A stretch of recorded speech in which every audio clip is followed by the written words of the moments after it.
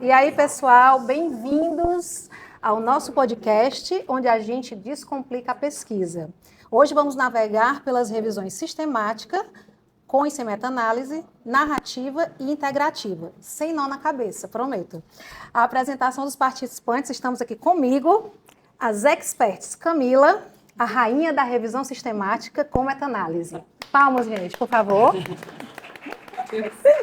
Hortência, a mestre da revisão sistemática sem meta-análise. Isabela, a contadora de histórias da revisão narrativa. E Nayane, a integradora do mundo da revisão integrativa. E para vocês acompanharem tudo de pertinho, preparamos um PowerPoint super didático com os conceitos que vamos discutir hoje. No link, está na descrição do podcast, então corre lá para baixar e seguir a gente. Aí eu vou começar, gente, aqui exatamente com esse PowerPoint, começando pela uma definição de revisão sistemática, certo? Que vem dizendo que é um tipo de estudo que reúne, analisa criticamente todas as evidências científicas disponíveis sobre um determinado tema, seguindo um método rigoroso e reprodutível. Ela tem critérios bem definidos para a seleção de artigos e busca minimizar vieses. Agora, sem mais delongas, vamos começar com a nossa rainha Camila. Camila, para começar com o pé direito, qual é a primeira coisa que um pesquisador precisa saber sobre revisão sistemática com meta-análise? Bem, a gente vai pensar na revisão sistemática como ele sendo o quê? Um detetive, que ele vai buscar ali pistas, e as pistas são os estudos científicos, para resolver o caso. O caso é o quê? O tema da pesquisa. E a meta-análise, a revisão sistemática com meta-análise, é como se ela fosse o quê? A lupa que vai aumentar a precisão dessas pistas. E quais são as características principais? A gente vai seguir um manual de instruções, que é o chamado Prisma. A gente vai escolher as pistas certas, vai vasculhar tudo nas bases de dados e conseguir ali uma super análise estatística. Então eu posso dizer que a meta-análise é um método estatístico que combina os resultados de vários estudos sobre o mesmo tema, é isso? Exatamente. É como a gente somar a força ali de vários heróis para derrotar somente um vilão. A gente vai combinar o quê? Vários resultados de vários estudos para ter aquela resposta mais forte. Por exemplo, o que é que a gente pode dar um exemplo assim? A gente imagina vários estudos para um remédio de dor de cabeça e a meta-análise ela vai juntar todos esses resultados para ver se esse remédio realmente funciona, com mais certeza.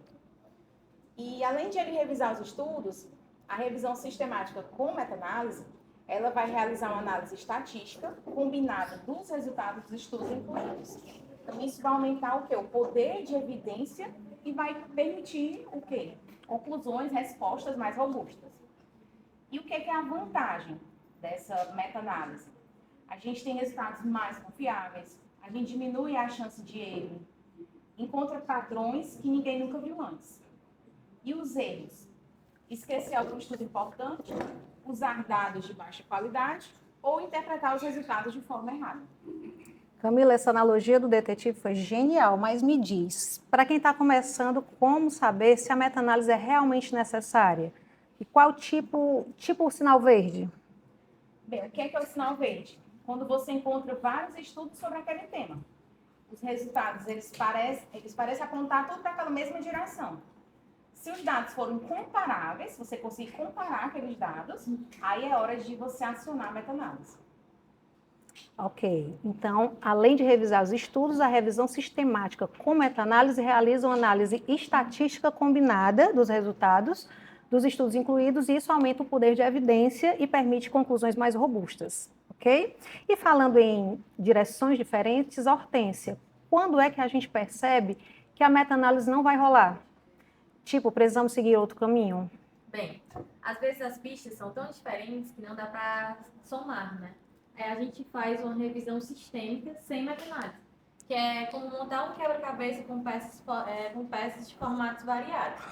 Quando não há uma possibilidade de combinar os dados estatisticamente, por diferenças metodológicas entre os estudos, por exemplo, a revisão sistemática sem meta-análise, ela apresenta a análise dos achados de forma descritiva. Um exemplo bem básico: se os estudos sobre o tratamento de câncer usam métodos muito diferentes, a gente descreve e compara os resultados sem juntar os números. Mas é importante também que, mesmo sem a superanálise, a gente consegue ter uma visão geral do que já se sabe sobre o tema. E alguns erros bastante comuns não ser claro, não são bastante claros ao descrever as diferenças entre os estudos ou tirar conclusões precipitadas. Hortência, adorei a imagem do quebra-cabeça, mas na prática, como vocês garantem que essa comparação entre os estudos seja justa e não induza a erros? Elciane, a chave é a transparência. A gente descreve detalhadamente as diferenças entre os estudos, mostrando os pontos fortes e os fracos de cada um, e assim o leitor pode tirar suas próprias conclusões.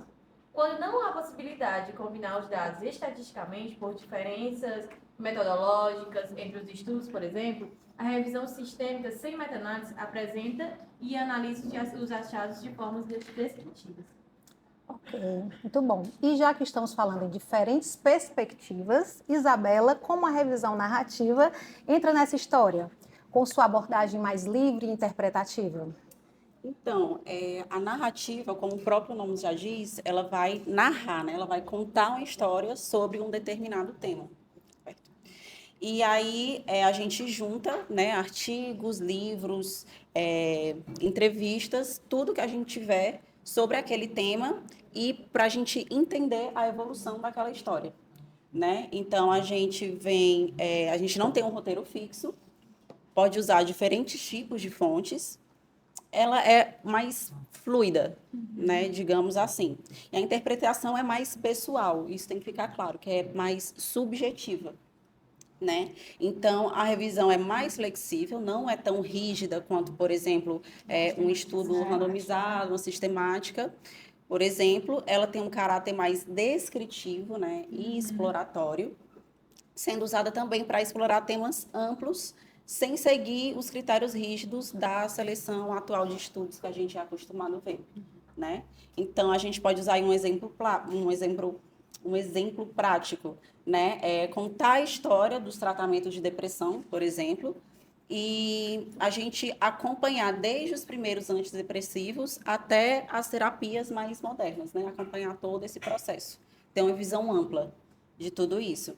Então, a gente espera uma visão ampla do tema, como se a gente estivesse realmente lendo um livro, contando a história sobre aquele determinado tema, né? E os erros comuns que a gente pode ter, assim como todo estudo, é ser tendencioso na escolha, né? Ou não deixar claro que é uma interpretação subjetiva.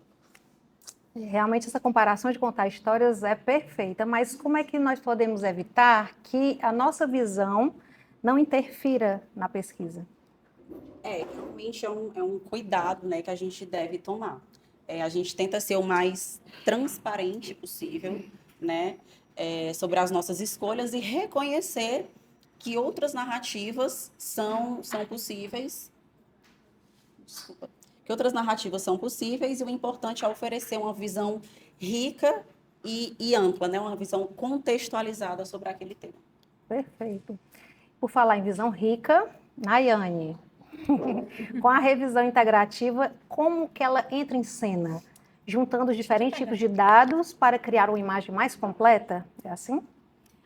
Legal, Luciane. Vamos lá. A revisão integrativa, ela funciona, vamos dizer ali, que é o meio termo entre a sistemática e a narrativa. Tá? Ela é uma variação mais estruturada do que a narrativa, né? Não chega a ser tão complexa ali como a sistemática, mas, né, ela é menos estruturada ali, vamos dizer, mais estruturada, perdão, do que a narrativa. Porque ela vai buscar integrar diferentes metodologias, né, de pesquisas, ali, tanto quantitativas como qualitativas, proporcionando ali uma análise mais, vamos dizer assim, mais holística, tá? Vamos dizer assim que é tipo um chefe que mistura os ingredientes diferentes para criar um prato novo. A gente junta tanto, como eu falei, né, dados quantitativos, né, números, e qualitativos, opiniões, para ter uma visão mais completa realmente ali, tá? Vou dar um exemplo, né, prático que a gente poderia falar. Por exemplo, analisar como as redes sociais afetam a saúde mental dos adolescentes, usando tanto dados sobre ansiedade e depressão, quanto relatos dos próprios jovens. Então, assim, os resultados esperados dentro, né, dessa perspectiva é uma compreensão mais profunda do problema, integrando ali vários artigos, né, diferentes. E erros comuns que a gente poderia encontrar seria não dar o mesmo peso para os dados quantitativos e qualitativos ou não conseguir integrar diferentes informações. Tá? Certo. Então, você fez essa analogia do chefe, né? Então, Sim. pegando essa analogia do chefe, como é que nós vamos saber se você não está juntando apenas ingredientes aleatórios ou criando um prato saboroso e coerente? Então, Luciane, a chave é ter um método, né, claro, para a gente integrar todos os dados. E aí a gente precisa identificar realmente temas comuns, padrões, contradições e construir uma narrativa ali, né, que faça sentido. E é como harmonizar realmente os sabores para criar uma experiência única. Gente, esse papo está incrível, né? E vocês que estão acompanhando esse podcast podem mandar perguntas. E aí eu gostaria de fazer umas perguntinhas assim bem rápidas, tipo assim, bate-bola, sabe? A gente fazer com respostas mais objetivas, ok? Certo. Vamos começar aqui com a Camila, tá, Camila? Quais são os desafios mais comuns ao realizar uma meta-análise? Encontrar estudos que tenham dados comparáveis, lidar com dados que têm baixa qualidade e evitar vieses na análise. Vieses são os erros, né? Os erros na análise do estudo. Certo, esses são os desafios que você encontra maior, né? Hortência, em que situações a revisão sistemática sem meta-análise é a mais indicada? Elciane, ela é mais indicada quando os estudos são muito diferentes entre si e quando não há dados numéricos suficientes ou quando o objetivo é explorar um tema novo. Ok, beleza. Isabela, como garantir a qualidade de uma revisão narrativa? Então, a gente sabe que a gente tem que ser transparentes, né, quanto aos critérios de escolhas daquelas fontes, de seleção das fontes. E apresentar diferentes perspectivas sobre determinado tema e reconhecer as limitações de interpretação de cada um. Perfeito. E Nayane, como equilibrar os dados quantitativos e qualitativos em uma revisão integrativa? Então, Ciane, eu acho que a gente precisa ali métodos de análise, né, que permitam combinar dois tipos de estudos, dois tipos de dados, como, por exemplo, a análise temática ou a síntese narrativa. Show! Então, gente, eu vou querer só mais uma contribuiçãozinha de vocês, certo? Para a gente tentar identificar nos artigos, né? Do que se trata cada revisão que a gente está conversando, né? Da sistemática, com e sem meta-análise, a narrativa e integrativa, tá bom? Vamos começar aí, Camila, por você.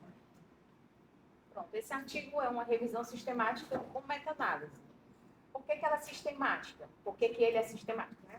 Revisão sistemática segue uma metodologia científica rigorosa para identificar, selecionar e avaliar os estudos sobre, por exemplo, nesse caso, uma dieta mediterrânea e prevenção cardiovascular. Por que é meta-análise? Porque realiza análise estatística combinada dos dados desse estudo, permitindo o quê? Conclusões quantitativas robustas. E o resultado esperado? Resposta clara, embasada cientificamente, sobre o impacto dessa dieta mediterrânea na saúde vascular. Ok. Hortência. Próximo. Bem, eu trouxe esse exemplo, trouxe um tema desse artigo, que é Intervenções Educativas em Serviços de Saúde Bucal, que é uma revisão sistêmica, sem meta-análise. E esse artigo é uma revisão sistêmica porque segue um método científico estruturado para localizar, selecionar e analisar estudos sobre intervenções educativas em saúde bucal. E a análise foi descritiva, ou seja, os resultados de cada estudo incluído foram apresentados separadamente, com comentários qualitativos sobre as tendências encontradas. Entretanto, não se trata de uma meta-análise, pois os dados dos estudos incluídos não foram combinados estatisticamente. Ou seja, para o resultado esperado, né? Reunir e organizar evidências científicas com rigor, mas sem utilizar métodos estatísticos para integrar os resultados dos estudos. Muito bem, Isabela. Pode ir, Isabela. Na narrativa, a gente tem aqui um exemplo, né, de um artigo onde ele falou sobre a revascularização pulpar, né? Então, o pesquisador, ele avaliou aí a efetividade da terapia endodôntica, né? regenerativa, ele usou os protocolos estabelecidos pela Associação Americana de Endodontia e não se restringiu a uma pergunta de pesquisa específica, né? Então, foram selecionados aí estudos sem critérios rigorosos, né? Lembrando que é um estudo mais fluido e não teve um critério rigoroso de inclusão ou exclusão. Foram incluídos artigos sem detalhamento de critérios de qualidade metodológica ou avaliação de risco de viés, certo?